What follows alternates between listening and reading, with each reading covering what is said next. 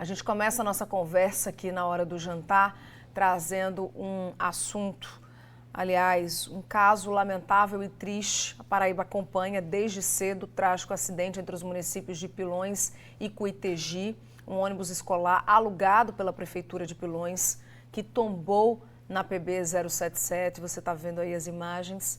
Esse acidente que deixou 2 estudantes mortos, 31 feridos. O município do Agreste Paraibano tem menos de 8.000 habitantes, tem vivido esse dia de luto, de muita tristeza. Inclusive, a gente fala agora, né, desse sentimento de luto, porque imagina só, uma cidade pequena vê mais de 30 estudantes envolvidos num acidente trágico e com mortes. Por isso, vamos chamar ao vivo o repórter Simon Cavalcante, que está com um psicólogo, para falar mais com a gente sobre esse assunto, né, Simon? Boa noite para você. Exatamente, Linda. Boa noite para você, boa noite a todo mundo que está acompanhando o JC nesse dia difícil, né? A gente está falando aí que essa cidade pequena está de luto, mas a Paraíba inteira ficou chocada, né? E se solidariza aí com os parentes, com os familiares, com os amigos, né, dos envolvidos nessa tragédia, né? Afinal, a gente está falando de crianças e adolescentes. E aí a gente é tomado, né, por esse sentimento de dor, né? Todo mundo, né, tem um pouquinho disso, mas principalmente, né, o pessoal da cidade e as pessoas mais próximas. Como é difícil lidar com esse sentimento, então a gente convidou aqui Eudes Nascimento, ele que é professor e psicólogo, para tentar nos ajudar nesse momento. Eu disse, bom, essa dor, né, que vem no nosso peito, principalmente quando a gente perde alguém próximo, ela é inevitável, né? Mas existe alguma forma de a gente lidar melhor com isso, ou seja, lidar melhor com o luto para que ele não seja tão profundo e tão doloroso? Boa noite. Boa noite, Simon. Boa noite, Linda. Bem, situações como essa que aconteceu, né, acaba gerando o que nós chamamos de luto traumático. Por que um luto traumático? Porque é um luto diante de uma situação de choque.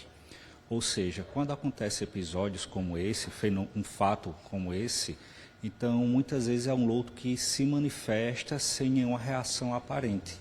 Então algumas pessoas podem não apresentar choro, não apresentar nenhum descontrole emocional de início, mas não quer dizer que essas pessoas não estão enlutadas, sabe?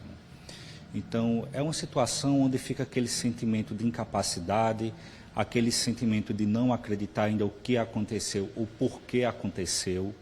Então, acaba acontecendo um luto coletivo. E quando isso acontece, situações como essa, é comum, como a gente já percebeu, né, as pessoas começarem a criar os seus rituais de luto. E que rituais seriam esses, né?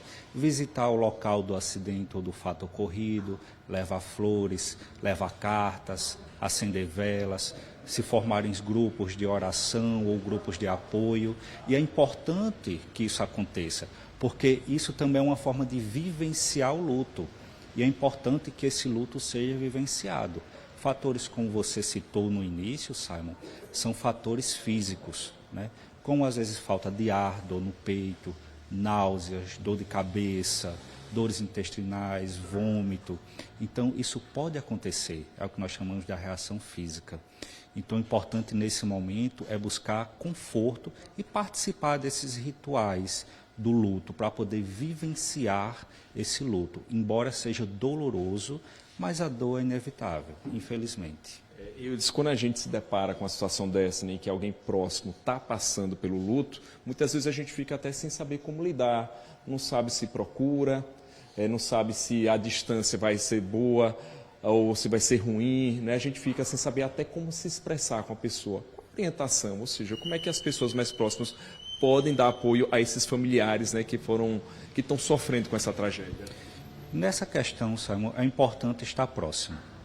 Então, se você está próximo e perceber que aquela pessoa não tem o espaço suficiente, que ela quer ter mais espaço, então você se distancia. Mas nesse momento é um momento que todos precisam de apoio, precisam de conforto. E o conforto e o apoio não são apenas palavras. A própria presença, apenas estar presente, sentar do lado, estar próximo, estar visivelmente próximo, já é uma medida de conforto. Mas é um sentimento, é um processo que ainda vai passar, que vai ser elaborado. Então não tem como querer estar bem ou ficar bem de imediato. Não tem um segredo nem uma receita de bolo. Cada pessoa vivencia o luto de uma forma diferente.